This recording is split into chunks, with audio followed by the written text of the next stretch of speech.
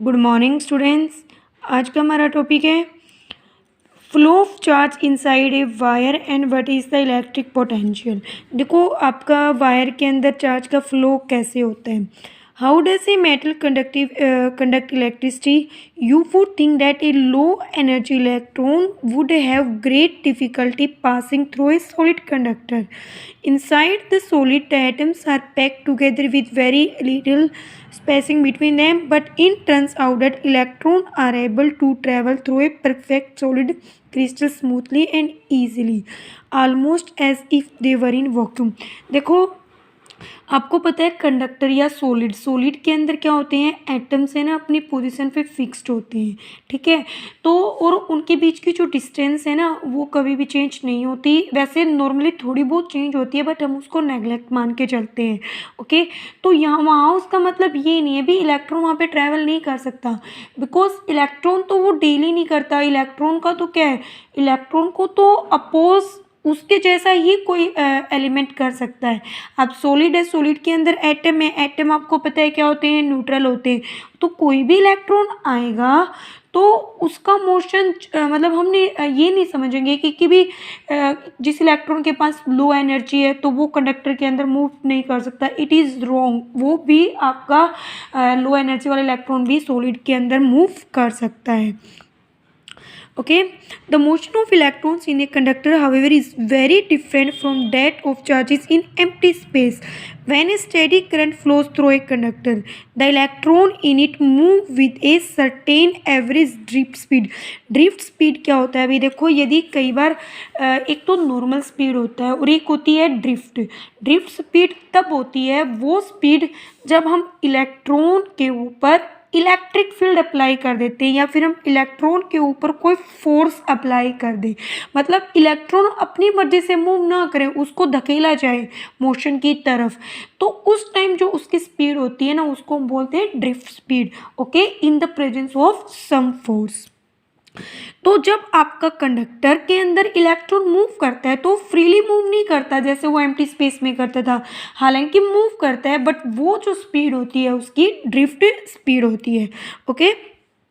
One can calculate this drift speed of electron for a typical copper wire carrying a small current and it is found to be actually very small, ठीक है, बहुत कम होती है। तो how it then that an electric bulb lights up as soon as we turn the switch on। देखो हम बोलते हैं जैसे हम जब स्विच ऑन करते हैं तो क्या जैसे ही जब हम तो क्या इलेक्ट्रिक बल्ब हमें तभी लाइट अप दे देता है। देखो ऐसा कभी भी नहीं होता। करंट स्टार्ट होता है तो उसको कुछ टाइम लगता है और ये टाइम ऐसा नहीं है वो घंटे डेढ़ घंटा लेगा, नहीं, कुछ सेकंड्स का, कुछ मिली सेकेंड्स का, ओके। तो it can not be that if current starts only when electron from one terminal of electric supply physical reaches the other terminal through the bulb. अब आपको पता है देखो सेल में ये पॉजिटिव है नेगेटिव है, तो इलेक्ट्रॉन जब एक टर्मिनल से निकलकर दूसरे टर्मिनल पे पहुंचेगा तभी आपका वो करंट आएगा, क्योंकि कंप्लीट सर्किट तो तभी करेगा ना जब एक टर्मिनल से निकलकर दूसरे टर्मिनल में आएगा, तो क्लोज सर्किट हो जाएगा और आपका करंट वहाँ पे आ जाएगा, okay. A current starts only when electron from one terminal of electric supply physically reach the other terminal through the bulb, because the physical drift of electron in conducting wire is a very slow process.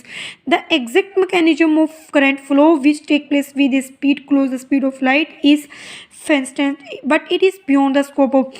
देखो हम ये नहीं है कि भी यहाँ तो हमारी ड्रिफ्ट स्पीड बहुत कम है, लेकिन ज़रूरी नहीं है सभी मटेरियल के अंदर आपकी ड्रिफ्ट स्पीड है वो कम होती है, ओके। उसके बाद आता है आपका electric potential and the potential difference. देखो पोटेंशियल को हम एक बैरियर की तरह रखते हैं जो कि मतलब अब पोटेंशियल का डिफरेंस होता है। देखो यहाँ पे एक पॉजिटिव एक नेगेटिव है तभी तो आपका इलेक्ट्रॉन फ्लो कर रहा है, ओके। तो पोटेंशियल को आप एज ए बैरियर भी ले सकते हो, ओके। अब उसको डिफाइन हम दो तीन तरीके से अलग अलग कर सकते हैं। देखो पोटेंशियल एनर्जी में और पोटेंशियल में क्या फ़र्क है। देखो पोटेंशियल डिफरेंस आपका क्या होता है, देखो the electric potential difference between 2 points in an electric circuit carrying some current as the work done to move a unit charge from one point to the other. देखो, जब एक यूनिट चार्ज को, आपको पता है वर्क डन होता है। अब यदि आप क्यू चार्ज को मूव करा रहे हो, जैसे कि मान लो यहाँ पे कोई बैटरी लगा रखी है, एक के ऊपर पॉजिटिव चार्ज है और एक के पे क्या है, नेगेटिव। तो यहाँ पे देखो पोटेंशियल का डिफरेंस हो गया, तो चार्ज पार्टिकल मूव करेगा तो उसको मूव कराने के लिए हमें वर्क करना पड़ेगा। तो वो वर्क डन क्या होता है आपका, चार्ज इंटू में पोटेंशियल V। ओके, और वर्क डन किसकी फॉर्म में होता है, आपकी एनर्जी। तो इस केस में आप क्या लिखोगे, potential energy, potential energy may be defined as the amount of work done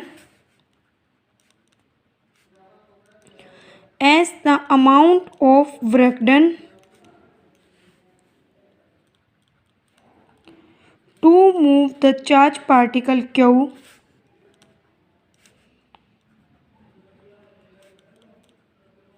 जिसकी सम वैल्यू होती है क्यू की, through the potential difference V।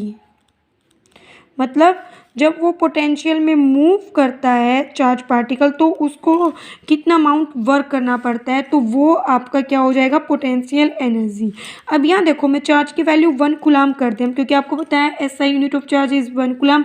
तो वर्क डन किसके इक्वल हो जाएगा, पोटेंशियल। तो यहाँ हम कैसे डिफाइन करेंगे पोटेंशियल, पोटेंशियल में as the amount of the work done to move a 1 coulomb charge या फिर a unit charge particle through the potential. Okay, यहाँ पे हम यूनिट चार्ज लिखेंगे। यहाँ पे भी देखो आपने ये लिख रखा है, electric potential difference between 2 points in an electric circuit carrying some current as work done to move a unit charge. मतलब चार्ज की वैल्यू को उसने क्या ले रखा, 1। ओके, तो उसको तो हम क्या बोलेंगे, पोटेंशियल। लेकिन जो पोटेंशियल डिफरेंस होता है बिटवीन 2 पॉइंट्स, हम कैसे निकालेंगे, वर्क डन बाई में चार्ज। और एसआई यूनिट आपकी इलेक्ट्रिक पोटेंशियल डिफरेंस की कितनी होती है, वोल्ट। अब 1 वोल्ट डिफाइन करना है, तो 1 वोल्ट क्या होगा, कब होगा, जब आप 1 जूल का वर्क कर लो और आपका चार्ज भी कितना हो जाए, 1 कूलम। तो उस केस में आपका जो पोटेंशियल है, पोटेंशियल डिफरेंस कितना हो जाएगा, 1 वोल्ट। ओके, तो आप इस तरीके से 1 volt is equal to 1 joule by में 1 कूलम। तो पोटेंशियल डिफरेंस को जो मेज़र करता है वो आपका कौन होता है, volt meter. Volt meter potential difference को मेज़र करता है और एमीटर करंट को मेज़र करता है।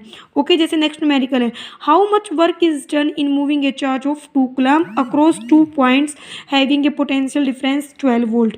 पोटेंशियल डिफरेंस कितना है, 12 वोल्ट। चार्ज कितना है आपके पास, 2 कूलम। तो वर्क डन कितना होगा, आपको पता है चार्ज इंटू में पोटेंशियल, तो नॉर्मल 2 इंटू में 12, तो आप कितना हो जाएगा, 24 जूल। ओके, इस तरीके से आप न्यूमेरिकल कर सकते हो।